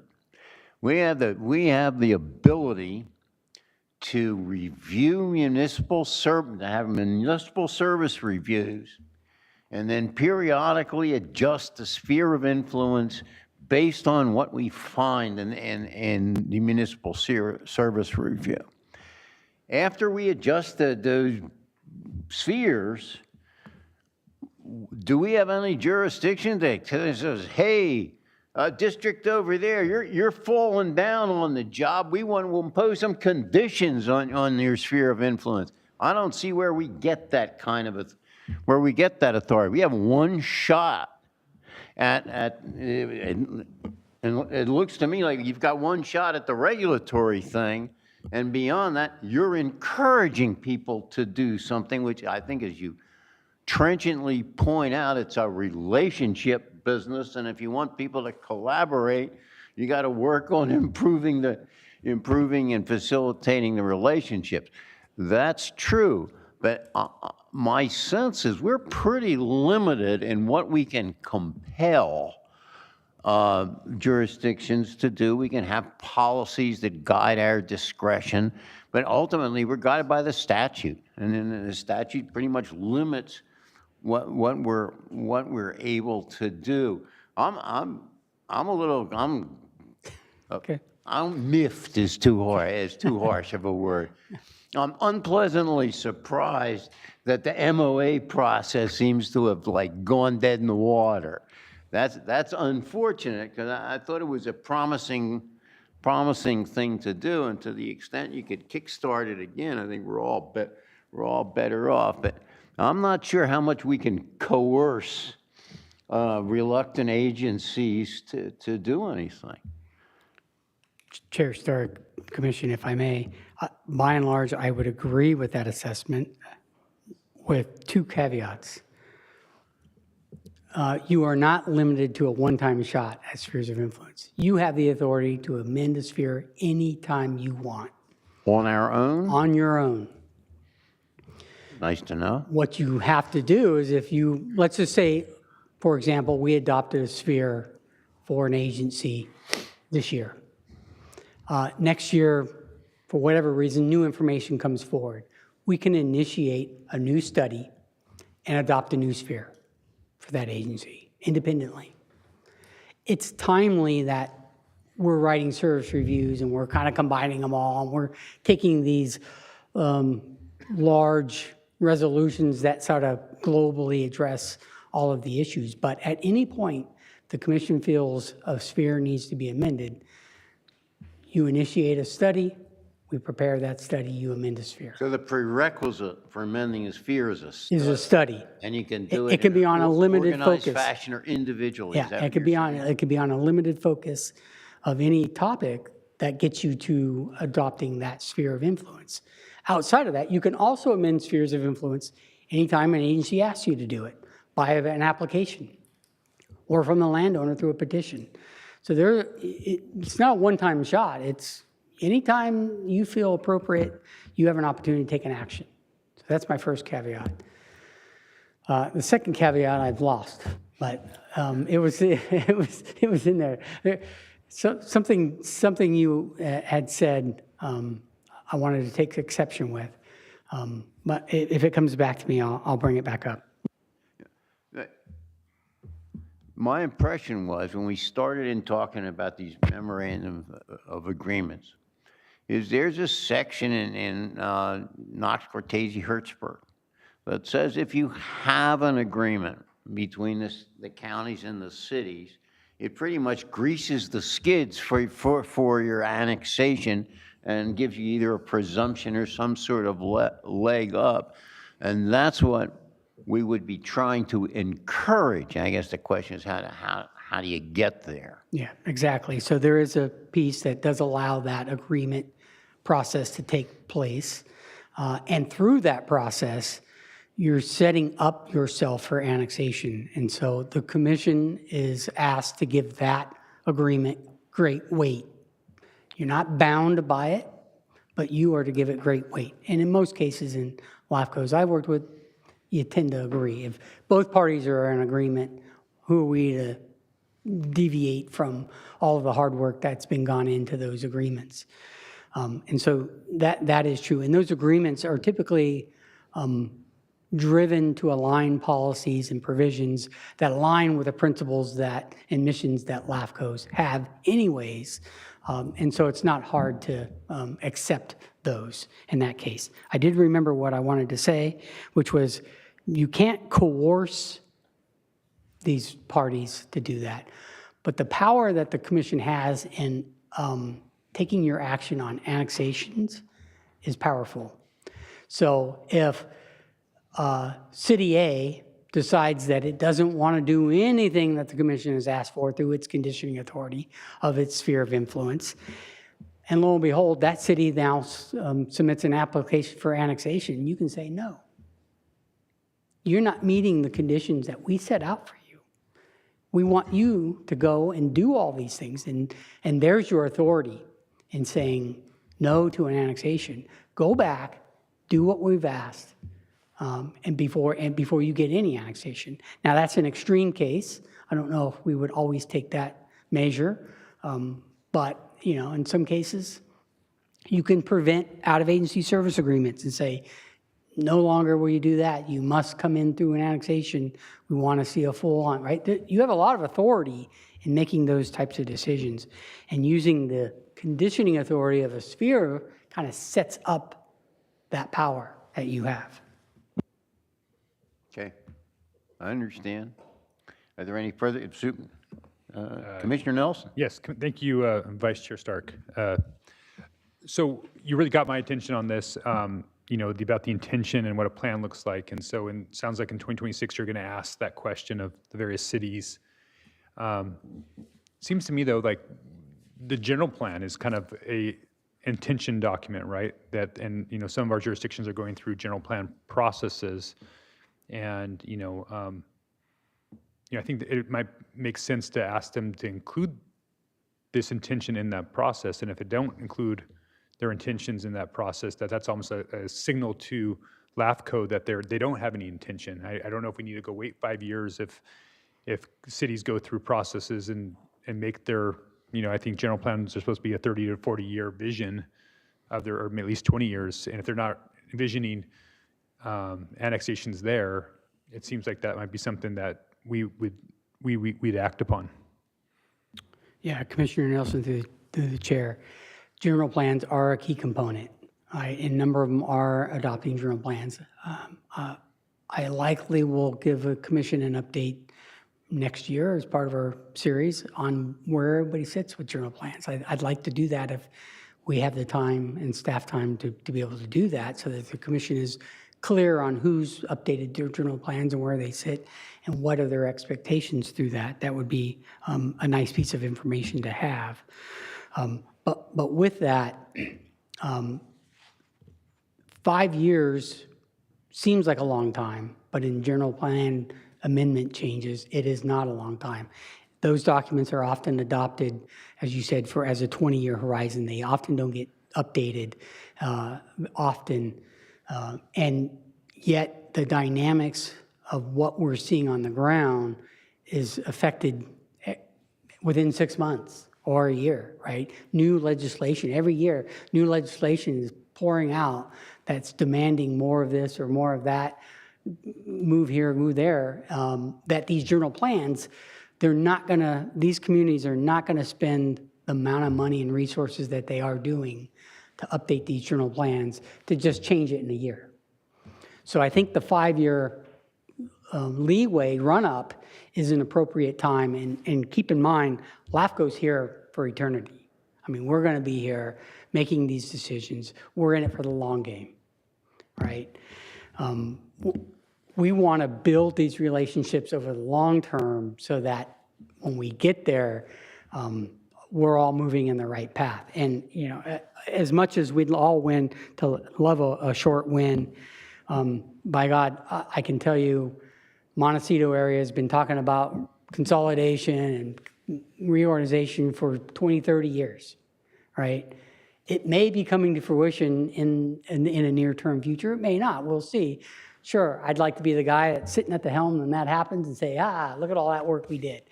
But I know it's all the people that preceded me that built this in, and the energy it took to kind of keep it moving. After it dies down, it comes back. It dies down, it comes back. So we're in it for the long view, and that's why I want to slowly. Obviously, the hiring me and the starting of this MSR program was all kind of new to all of our agencies. They were not used to this. They needed time to get exposure to what it is that we were truly doing and how we were utilizing this to make decisions. And so I wanted to take our time to start to build that relationship, to get them to understand that we're here to help them along their path, not be an obstacle to them. But at the same time, we still need to adhere to our principles and our policies. So if I could respond to that, a general plan is just a kind of a point in time, but some of these areas, these sphere of influences that are outside these cities for 20, 30, 40 years, so they've had a lot of time to express that intention, and they're going through a process, and they look at other areas to grow instead of the areas that are already in the sphere of influence. I think that's part of it. That indication should be something that should be signaled back to us. So maybe, I'll try to kind of maybe propose an idea as you come back in 2026, is instead of giving everybody a 5-year time frame, maybe ask the question, is there even intention?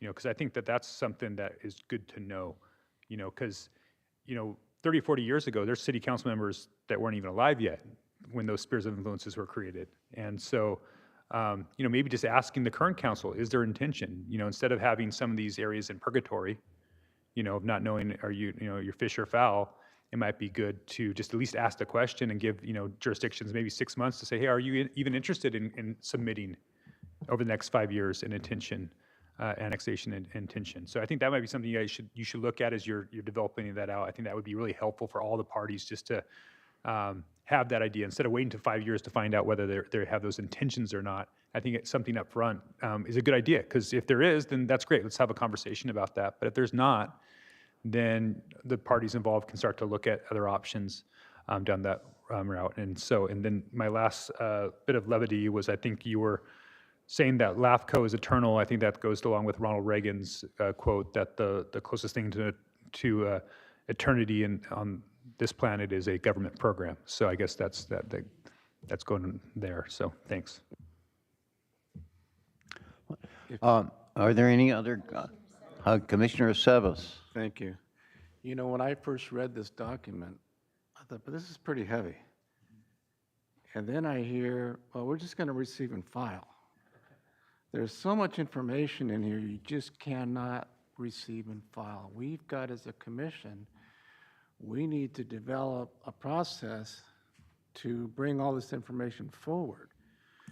As simple as talking to the cities, do you have a plan? We can't wait until 2031. The discussion should start now with all our districts, all our cities, as to what your plan is. I mean, you look at the city I came from, just to start a planning process with them is going to take some time and effort because their plate is very full. So we've got to start some kind of a dialogue now with everybody. And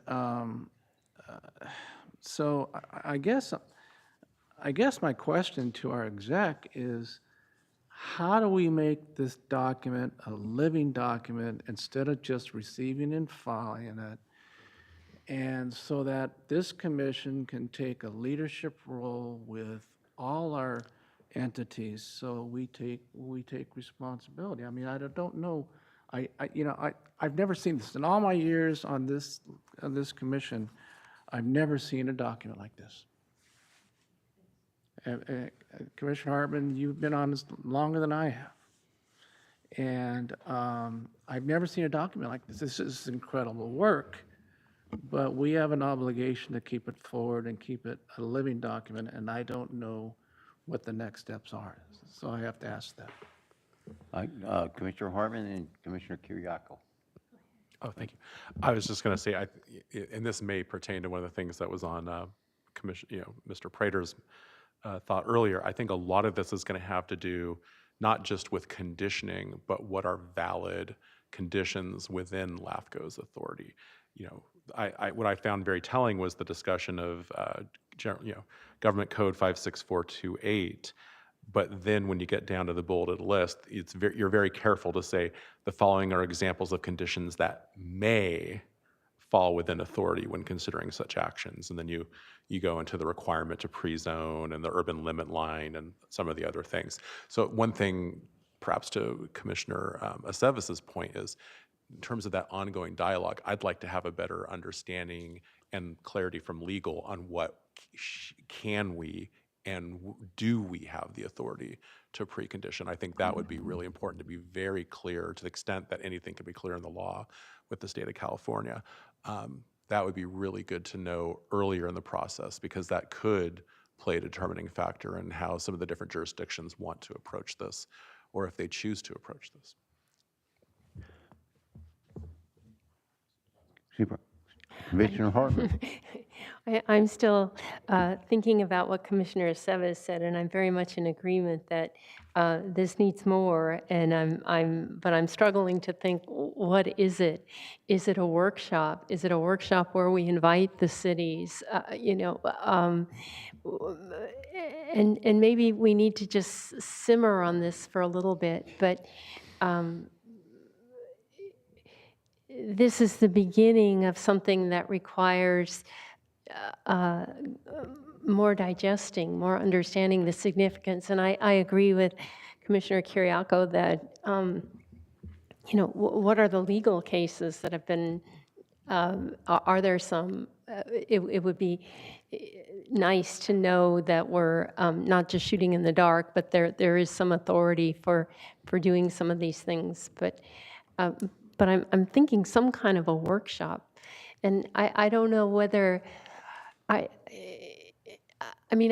think we're trying to get ready for the next RENA cycle. That's kind of the framework I've got in my mind, and I know that SB-CAG plays a major role, of course, in that process, and maybe there's a way to engage with them.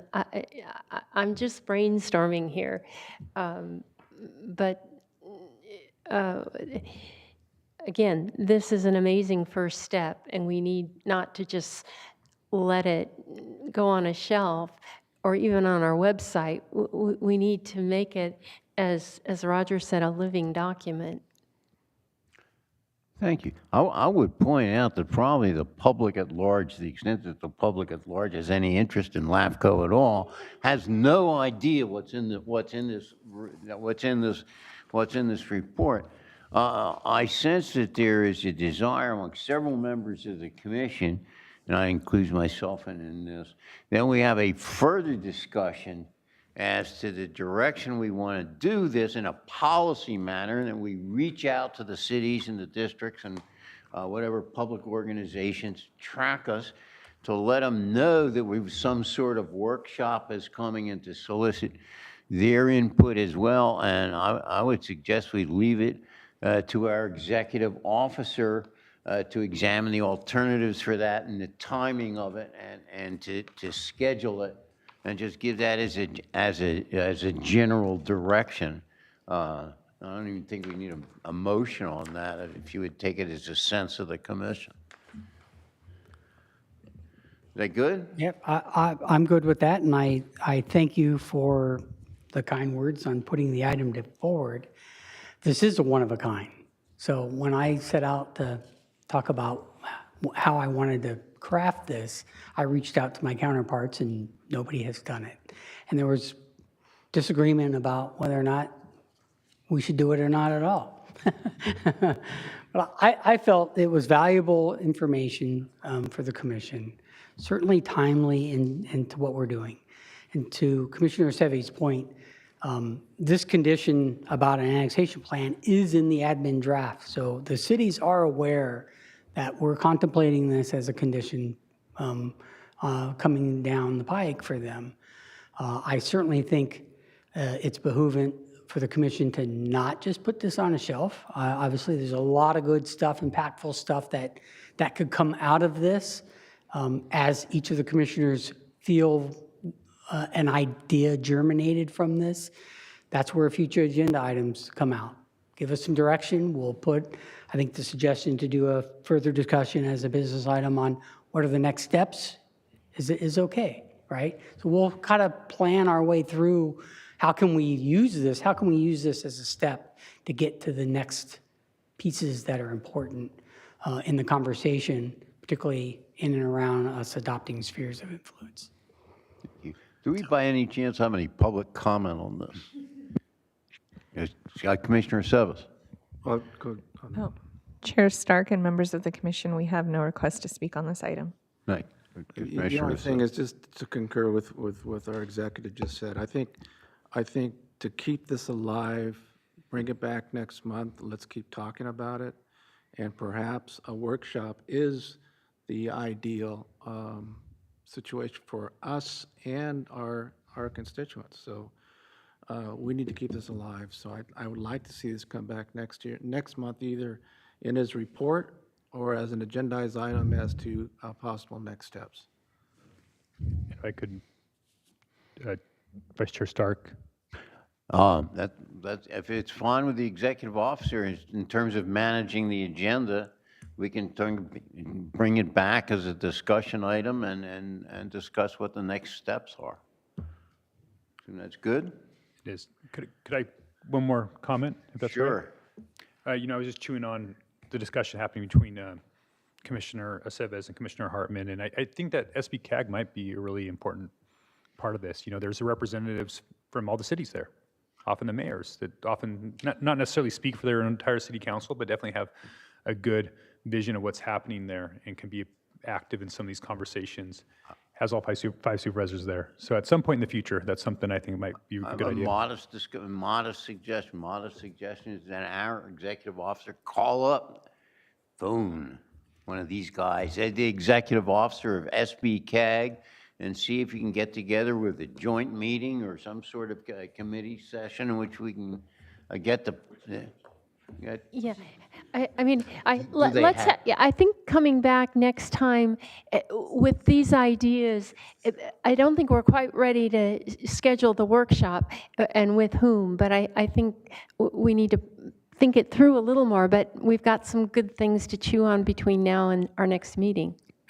and I'll just add, rather than putting commissioners in the position of having to choose which hat to wear at this joint meeting, I think what would be critical is that our staff be in communication with SB-CAG staff on the housing side as you start, as Commissioner Hartman was saying, as we start approaching that next RENA cycle, decisions are going to be made about, at the technical staff level of how we have to allocate our RENA by region. Do they do it by general plan area? All these different types of things, local service areas. So there's a lot of different ways that the state could, at HCD's level, impose upon SB-CAG what and where and how housing has to happen. And so having our staff in communication with SB-CAG staff for how those internal communications between SB-CAG and the state go, so that SB-CAG staff is informed by the purview of LAFCO from our direction as a body to you about how we want those conversations to be conducted. I think that would be the critical piece. That's fine. I think our staff's got the direction, and we're going to see this one way or another for a status report and an update and discussion at our October meeting. Is that correct? That's what we seem to have decided to do. Okay, I'm going to deem this received and filed. The next thing that we have is commissioner announcements and requests for future agenda items. And I noticed that as part of that, we're to receive a presentation from the county regarding tax exchange agreements. And a fine person who's been sitting in our audience for a long time, I know it's noticeably brightened up when the word tax exchange came up. I would assume that that's who we're going to get the report from? No. That's a placeholder for future agenda items to be discussed. We're still in the works of trying to see where that can come about. Oh, so this is an aspirational placement on the agenda that we're going to get a received and report. I'm going to deem that one received and filed, too. The next item we have is commissioner announcements and requests for future agenda items. Do we have any? I'm not hearing any. I've seen any. I have a request for a future agenda item. I would like our council sometime around the first of the year to give us a report on what the changes to the Brown Act have been that are effective as of January 1st, 2026. My understanding is there's a bunch of sections that have changed, some by their own operation and some by extra statutes, and I just think we ought to know about them.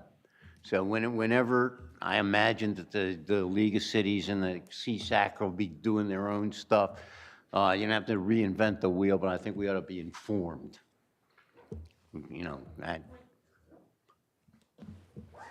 Anything else? Anybody else? I will also take the future discussion as a business item for next steps on this other as a future agenda item. Have we moved on to executive officer comment? If you have, I have a couple of comments. Okay, this month. Mr. Prater. Okay, so status update on Richards Ranch. The city and the county entered into mediation. They have not come to an agreement.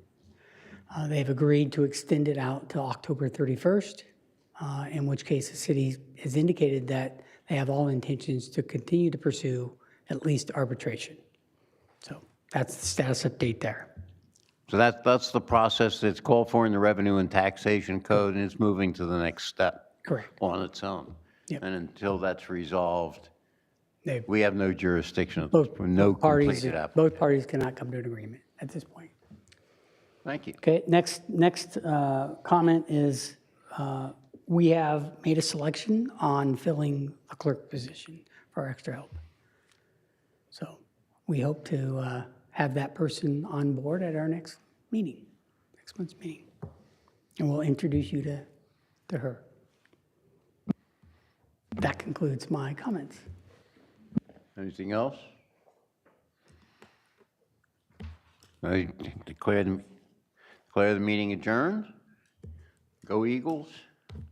That's gratuitous. The Go Eagles was after the meeting was adjourned.